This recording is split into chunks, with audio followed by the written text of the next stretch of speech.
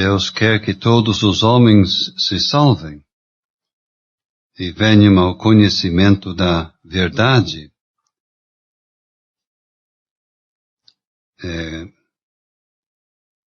É isto um incentivo a mais para orar?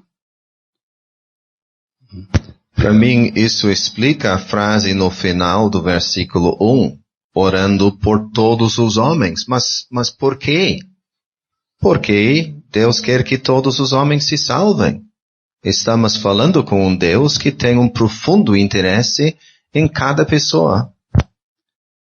Então ele continua em versículo 4, no assunto da oração. É isto que eu creio, que ele está abrindo a tal janela, abrindo muito das possibilidades, do potencial que pode haver como resultado de oração. Nas orações, citamos os nomes de homens e mulheres, mas por todos os homens. Não temos condições de citar todos os nomes, mas podemos lembrar daqueles que estão do nosso conhecimento. Eu acredito que a obediência desse versículo seria no meu círculo, né? Sabendo que eu estou pedindo algo que Deus quer. Oração específica por nomes, sim, mas quando o irmão ora, por exemplo, para que o evangelho entre em uma região onde a verdade não penetrou, amplia. Amplia, sim. Uhum. É nesse sentido que eu pensava nessa palavra todos. Parece que o apóstolo vai aumentando horizontes, vai ampliando a ação aonde a mão de Deus pode operar. Isso mesmo. Uhum. Falando aqui sobre oração pelos reis, eu estou olhando o resumo da epístola aqui na parede, olhando a data ali. Então foi neste ano de 64 que foi incendiado a cidade de Roma e colocado a culpa nos cristãos. Então parece que a epístola foi escrita numa época muito própria, guiada por Deus sem dúvida, em que poderia ser que os crentes não desejassem orar por aquele rei, naquele momento da história e diante das dificuldades que eles estavam passando. Seja bom, seja mal, nosso dever de orar é o mesmo, né? Era o famoso Nero, né? Sim. Pois é. Seu Tomás pode nos ajudar neste versículo. Quer que todos os homens se salvem e venham ao conhecimento da verdade. O progresso espiritual depois de ser salvo ou o conhecimento para ser salvo? O primeiro, eu sei que alguns talvez explicam que é uma coisa só. Eu vejo a obra de Deus na salvação de um pecador que conduz não somente a salvação da sua alma, mas aquele progresso no conhecimento da verdade. Pensando em João capítulo 14, versículo 6, eu sou o caminho e a verdade. Vamos ligar isso com o fim do versículo 4. E venham ao conhecimento da verdade, Cristo. Então, o pecador na hora da sua conversão chega ao ponto de conhecê-lo como Salvador, como seu substituto, vamos dizer. Mas isso é apenas o início. Então o crente vai conhecendo, a partir daquele momento, o Senhor Jesus Cristo na sua grandeza, a verdade. E isto começa ao se salvar e perpetua-se através da vida eternidade adentro. É algo que não termina mais. Isso vindo do apóstolo Paulo, lembro das palavras dele em Filipenses 3. O homem já era salvo, o homem já servia a Deus, mas ele diz não que já tenha alcançado ou que seja perfeito, mas prossigo para alcançar aquilo porque fui também preso por Jesus Cristo, e segue falando até falar para conhecê-lo e a virtude da sua ressurreição e a comunicação das suas aflições segundo a sua morte. Não parou mais. Não. Em Filipenses, o apóstolo se manifesta como um homem plenamente conformado com suas conquistas materiais. Ele aprendeu a se contentar com o que tinha. Um homem plenamente inconformado com seu progresso espiritual. E conosco bem pode ser o inverso. Os fariseus agradavam-se a si mesmo orando publicamente e fazendo extensas orações. Aquilo não subia a Deus, mas aqui orar para que todos os homens se salvem e venham ao conhecimento da verdade, isso traz agrado a Deus, que o crente faça isso. É agradável a Deus que nós dobremos os nossos joelhos para fazer exatamente isso. Não estamos agradando a nós mesmos ou ao meu irmão que está na reunião de oração, mas é algo que agrada a Deus. Quanto mais tu oras, mais tu quer orar. Quanto menos tu oras, menos tu ora. Entendeu? Tem que cultivar o hábito de orar e manter o hábito. Quando diminui a marcha, diminui mesmo. Seu Tomás, no versículo 4 nós lemos do que Deus quer, mas pelas verdades que nós temos nos versículos 5 e 6, eu acho que Deus pode, isto é, salvar o pecador. Não somente o que Ele quer, mas graças a Deus pode. E podemos ainda acrescentar, seu Noel, Ele pode a um custo infinito. Ele quer mesmo. Por isso é interessante notar no início do versículo 3 e também no início do versículo 5 a palavra por quê. Então, temos que orar por todos os homens no início do capítulo. Por que Deus quer que todos os homens se salvem? E podemos pensar, mas como assim? E nós temos uma explicação. Por quê? No versículo 5, e logo nós lemos do nosso Salvador, que se deu a si mesmo em preço de redenção por todos. Então, oramos por todos, porque Deus quer que todos se salvem, e sabemos que há o suficiente na morte de Cristo para salvar essas pessoas, todos. Pois é, estamos então na altura de versículo 6, né? Que é um versículo muito precioso. Seu sacrifício voluntário revela toda a grandeza e nobreza do seu amor e exclui de uma vez para sempre toda acusação de injustiça da parte de Deus, de que ele puniu injustamente e inocente em lugar do culpado. Ele deu não somente a vida, mas a si mesmo incluindo sua humilhação, sofrimento e morte. Eu queria ouvir, eu acredito que temos aqui, em preço de redenção,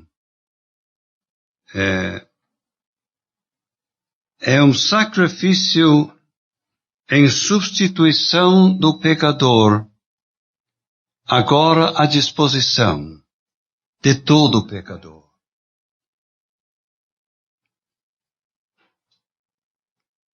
Comentários?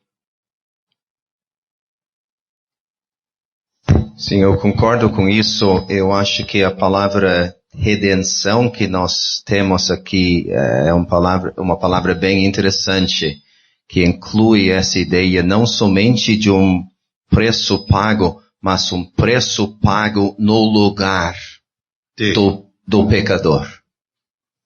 E aquilo se está à disposição a qualquer um que recebe ao Senhor Jesus Cristo. Ele pode referir-se a Ele como seu substituto a partir daquela hora.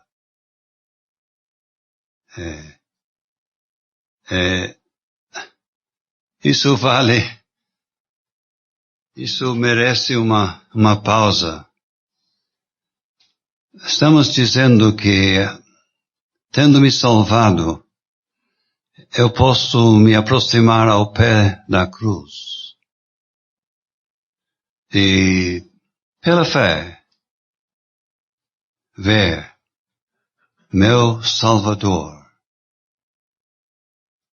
tomando meu lugar.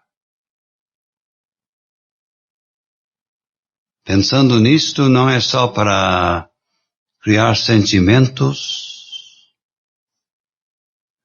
mas com um Salvador destes e um sacrifício destes, Ele sendo meu Salvador, a minha segurança eterna está garantida em absoluto.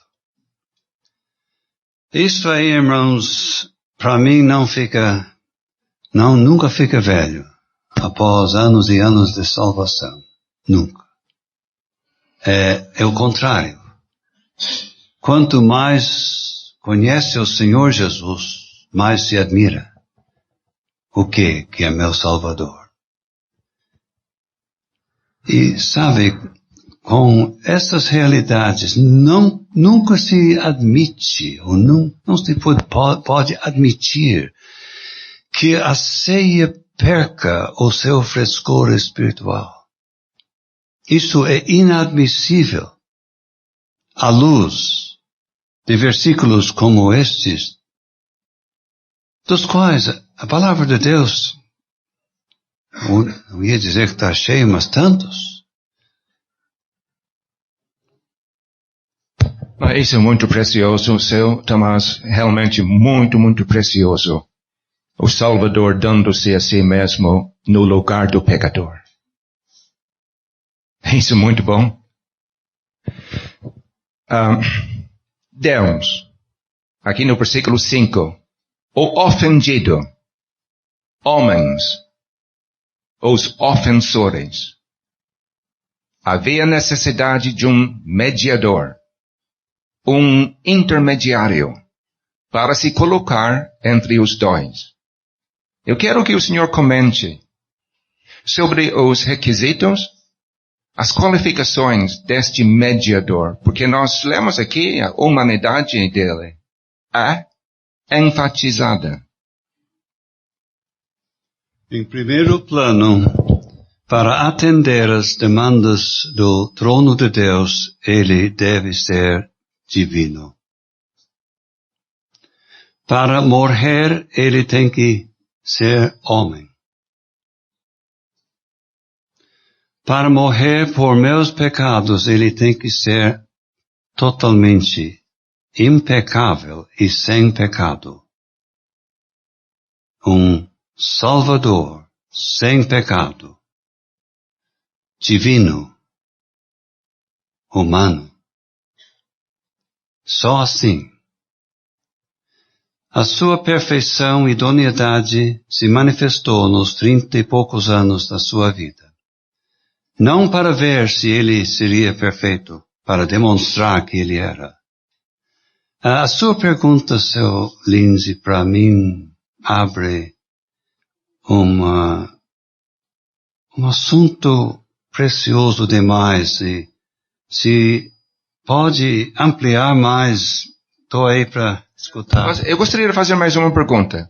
O resultado de tudo isso, isto é, a finalidade desta obra, o senhor ia falar sobre reconciliação? Eu ia dizer o resultado dessa obra é simplesmente impossível. Impossível calcular. É infinito os resultados para nós, o que nós temos em Cristo. Reconciliação, redenção, conversão, perdão, e muitos outros resultados, como o irmão sabe. E o destino futuro, estou em Cristo agora, é um assunto que se amplia. Mas o senhor talvez tivesse alguma coisa que queria chamar a atenção. O senhor está me ajudando bastante. Estou escutando para a linguagem que o senhor usa. Para mim isso é muito importante. Quero dizer, a palavra reconciliação, redenção. O que nós temos nesses 2 versículos é a base. Não tem dúvida. Sim, por exemplo, nós não temos reconciliação explicitamente aqui, mas me parece que temos o conceito no versículo 5. Deus, num lado, o pecador no outro lado. E nós temos a operação do mediador no meio. Qual é o objetivo dele? Reconciliação. Eu queria chamar a atenção à frase no início do versículo 6, o qual se deu a si mesmo. Alguém pode pensar, um sacrifício em preço de redenção por todos? Como é que um sacrifício pode atender uma necessidade tão grande? Todos. Ele se deu a si mesmo. 6 vezes Paulo toca neste assunto, 2 vezes em Gálatas, 2 vezes em Efésios capítulo 5. Aqui, Tito capítulo 2, se deu a si mesmo. Estamos pensando, como já ouvimos, de uma pessoa infinita. Uma pessoa divina. Então, quando ele se deu a si mesmo, tem que ser um sacrifício de valor infinito, ilimitado. Ilimitado. Resultados infinitos, eternos. Perfeição, falha não existe. O sacrifício do Senhor Jesus Cristo bem pode ser um dos assuntos em pleno e constante destaque por toda a eternidade. Jó reclama, porque ele não é homem como eu, a quem eu responda, vindo juntamente a juízo. Não há entre nós árbitro que ponha a mão sobre nós ambos. Jó, graças a Deus que o nosso Deus achou um árbitro e que pode ser mediador entre Deus e os homens. Talvez os irmãos os crentes gostariam de saber a referência em Jó. Jó capítulo 9, versículos 32 e 33. Foi achado o árbitro. Uhum. Seu Tomás, aqui ó. Estamos estudando aqui, Deus quer que todos os homens se salvem. Muito claro. Mas se nem todos se salvam, como a gente sabe disso, não pode nunca culpar a Deus. O sacrifício de Cristo é para a salvação de todos. Né? Então o homem nunca vai ter desculpa perante um Deus santo. Eu tenho a plena convicção que nunca ninguém pode dizer não havia provisão para mim. Não tem nada na Bíblia para dar um apoio para alguém que diz eu não fui eleito. Nenhum versículo para esta pessoa. Nenhuma pessoa. Às vezes é quase uma desculpa para não se interessar. Não se ouve isto muito, mas não vale. Seu André. Estava ouvindo sobre a redenção. Eu estava pensando no preço com o resgate. Um resgate que foi ele mesmo que pagou o preço por nós. Isso, eu estava pensando a redenção e o resgate, algo que Cristo fez por nós.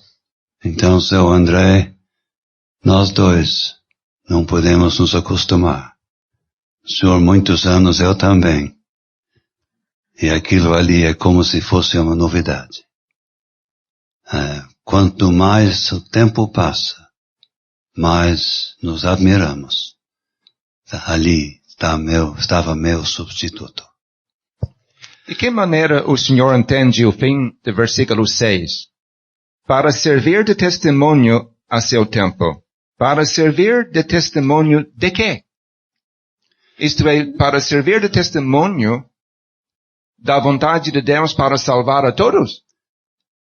Eu entendo de uma maneira bem simples, isto é que esta expressão, servir de testemunho a seu tempo, vai de encontro com Marcos 16 e 15, ide por todo o mundo.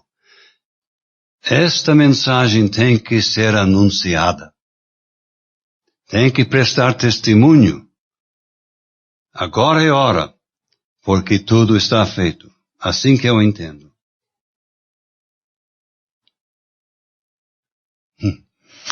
Tomás, Senhor, então, lendo estes versículos aqui, será que estamos corretos em dizer que foi Deus que morreu na cruz? a linguagem não se encontra na Bíblia. Podemos dizer, aí dizemos, que aquele que morreu na cruz foi Deus. Mas dizer Deus morreu na cruz não se encontra na Bíblia. Eu acredito que não seja a linguagem apropriada. Jesus Cristo, homem, a sua divindade é indispensável. Mas eu não usaria este termo simplesmente porque a Bíblia não usa e com medo de errar, medo de ir além do que a Bíblia diz, porque estamos num assunto soleníssimo, sagradíssimo, e a gente capricha muito, máximo, na linguagem, o que nós todos devemos fazer quando estamos participando da ceia do Senhor. Se você gostou deste vídeo, deixe seu joinha, isso nos ajudará a divulgá-lo. Também não se esqueça de inscrever-se em nosso canal, ative o sininho das notificações para que você receba os novos vídeos, deixe seus comentários. Obrigado por assistir este vídeo.